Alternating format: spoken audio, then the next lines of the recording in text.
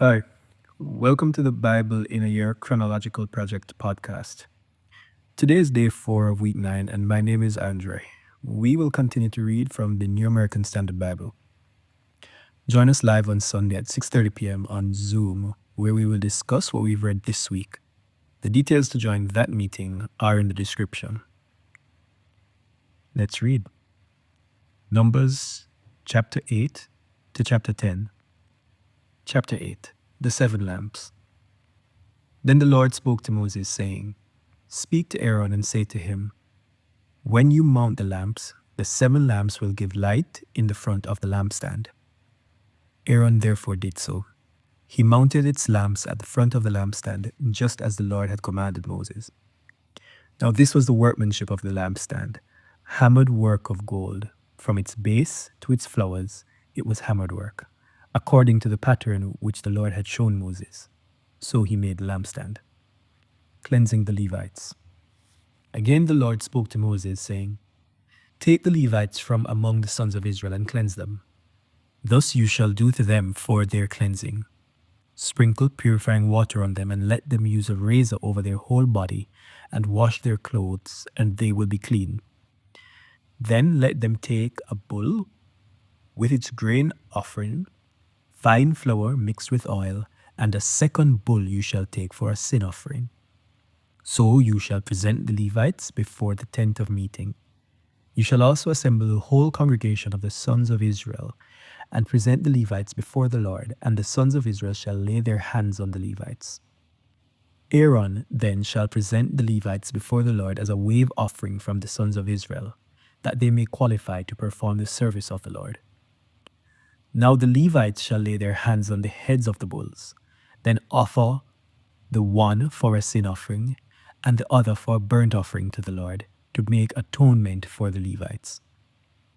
You shall have the Levites stand before Aaron and before his sons, so as to present them as a wave offering to the Lord. Thus you shall separate the Levites from among the sons of Israel, and the Levites shall be mine. Then after that the Levites may go in to serve the tent of meeting, but you shall cleanse them and present them as a wave offering, for they are wholly given to me from among the sons of Israel. I have taken them for myself instead of every first issue of the womb, the firstborn of all the sons of Israel. For every firstborn among the sons of Israel is mine, among the men and among the animals. On the day that I struck down all the firstborn in the land of Egypt, I sanctified them for myself. But I have taken the Levites instead of every firstborn among the sons of Israel. I have given the Levites as a gift to Aaron and to his sons from among the sons of Israel, to perform the service of the sons of Israel at the tent of meeting, and to make atonement on behalf of the sons of Israel, so that there will be no plague among the sons of Israel by their coming near to the sanctuary. Thus Moses and Aaron and all the congregation of the sons of Israel to the Levites, according to all that the Lord had commanded Moses concerning the Levites, so the sons of Israel did to them. The Levites too purified themselves from sin and washed their clothes, and Aaron presented them as a wave offering before the Lord. Aaron also made atonement for them to cleanse them. Then after that, the Levites went in to perform their service in the tent of meeting before Aaron and before his sons, just as the Lord had commanded Moses concerning the Levites, so they did to them. Retirement. Now the Lord spoke to Moses, saying, This is what applies to the Levites from 25 years old and upward. They shall enter to perform service in the work of the tent of meeting. But at the age of 50 years they shall retire from service in the work, and not work any more. They may, however, assist their brothers in the tent of meeting to keep an obligation, but they themselves shall do no work. Thus you shall deal with the Levites concerning their obligations. The Passover. Thus the Lord spoke to Moses in the wilderness of Sinai in the first month of the second year after they had come out of the land of Egypt, saying, Now let the sons of Israel observe the Passover at its appointed time. On the 14th day of this month at twilight you shall observe it at its appointed time. You shall observe it according to all its statutes and according to all its ordinances. So Moses told the sons of Israel to observe the Passover.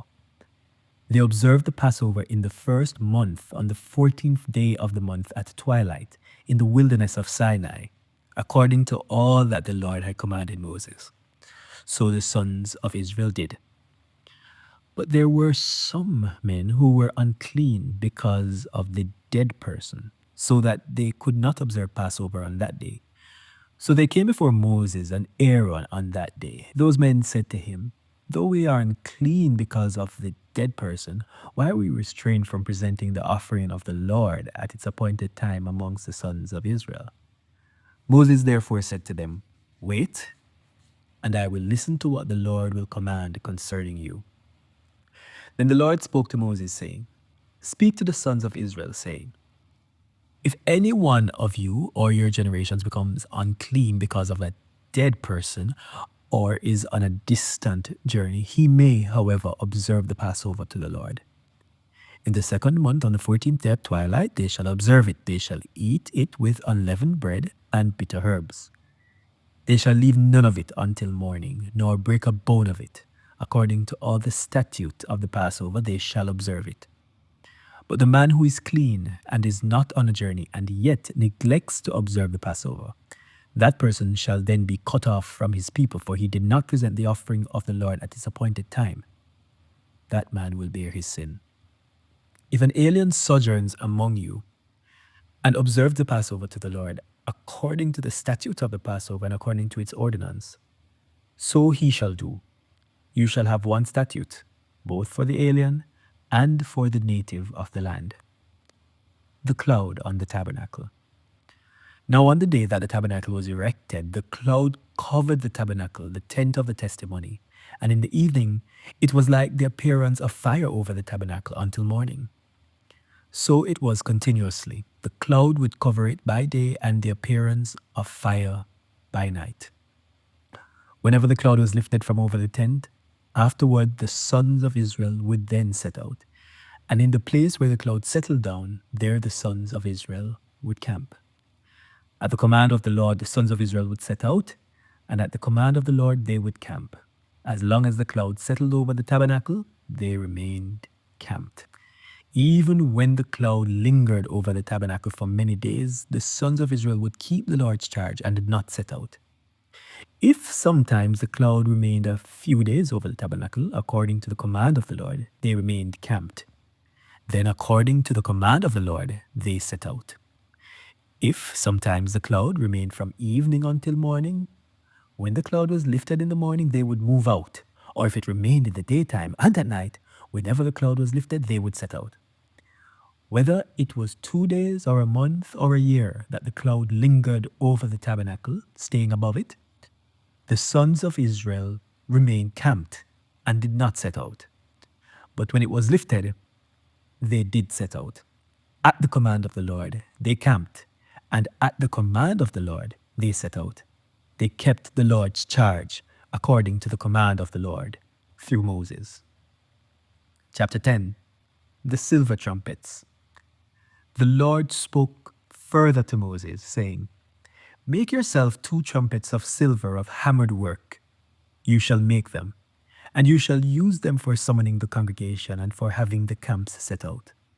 When both are blown, all the congregation shall gather themselves to you at the doorway of the tent of meeting. Yet if only one is blown, then the leaders, the heads of the divisions of Israel, shall assemble before you. But when you blow an alarm, the camps that are pitched on the east side shall set out. When you blow an alarm the second time, the camps that are pitched on the south side shall set out. An alarm is to be blown for them to set out. When convening the assembly, however, you shall blow without sounding an alarm. The priestly sons of Aaron, moreover, shall blow the trumpets, and this shall be for you a perpetual statute throughout your generations.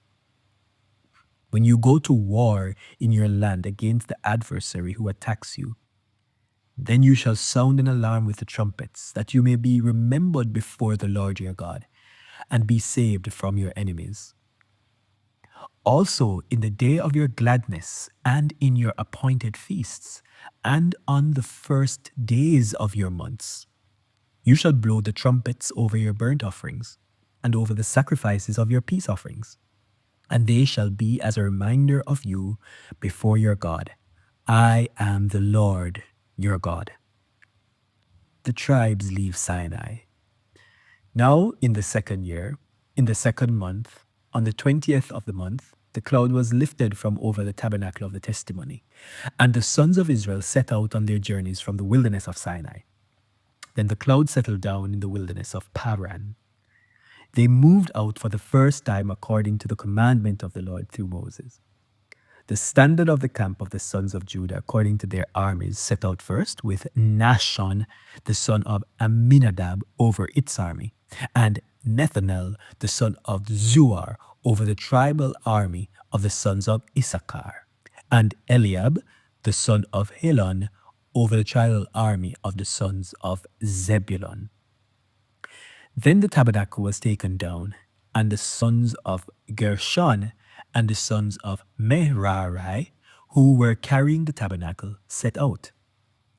Next, the standard of the camp of Reuben, according to their armies, set out with Elisur, the son of Shedir, over its army, and Shelumiel, the son of Zurishaddai, over a tribal army of the sons of Simeon, and Eliasaph, the son of Duel, was over the tribal army of the sons of Gad. Then the Kohathites set out, carrying the holy objects, and the tabernacle was set up before their arrival. Next, the standard of the camp of the sons of Ephraim, according to their armies, was set out with Elishama, the son of Ammihud, over its army, and Gamaliel, the son of Pedazur, over the tribal army of the sons of Manasseh, and Abidan, the son of Gideoni, over the tribal army of the sons of Benjamin.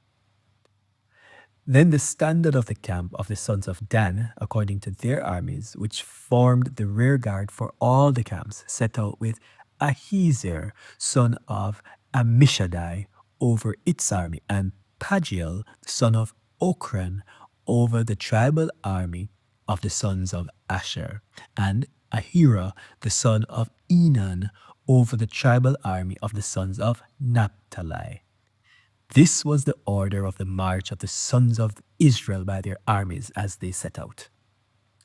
Then Moses said to Hobab, the son of Ruel the Midianite, Moses' father-in-law, "We are setting out to the place of which the Lord said, I will give it to you. Come with us, and we will do you good, for the Lord has promised good concerning Israel." But he said to him, "I will not come, but rather will go to my own land and relatives." Then he said, "Please do not leave us, inasmuch as you know where we should camp in the wilderness, and you will be as eyes for us. So it will be if you go with us, that whatever good the Lord does for us, we will do for you." Thus they set out from the mount of the Lord 3 days' journey, with the ark of the covenant of the Lord journeying in front of them for 3 days to seek out a resting place for them. The cloud of the Lord was over them by day when they set out from the camp.